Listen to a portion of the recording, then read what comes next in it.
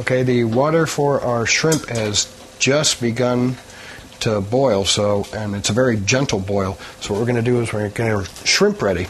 So we're going to take our plate with shrimp in our small container, and we don't want to contaminate any other surfaces with the shrimp.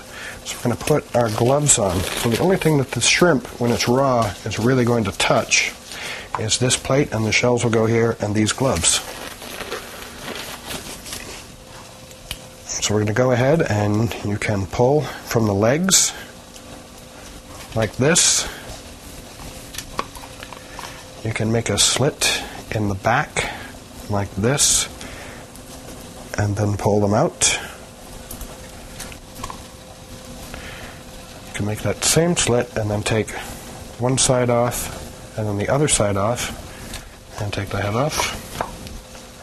You can just grab anywhere and make a rip, as long as you don't rip into the flesh, and remove them. So all of these work equally well, so there's no real right or wrong way. It's whatever you're most comfortable with.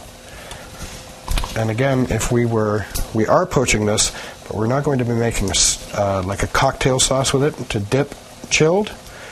But if you were, you'd want to leave this part of the shell on so you'd have something hard to grab onto. And we're also not going to season the shrimp, not even with salt, because we're just going to drop them in here, and we're going to put it first with a pesto sauce,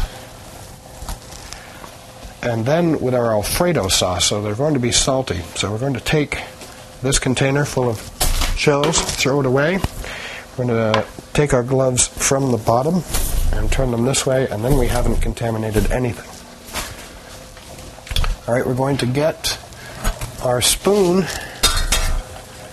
and it really isn't going to take that long for our shrimp to cook in this water. And remember, we had a gentle boil. You don't really want a violent boil like you did with your pasta. And I'm going to cook them just until they're a little bit pink.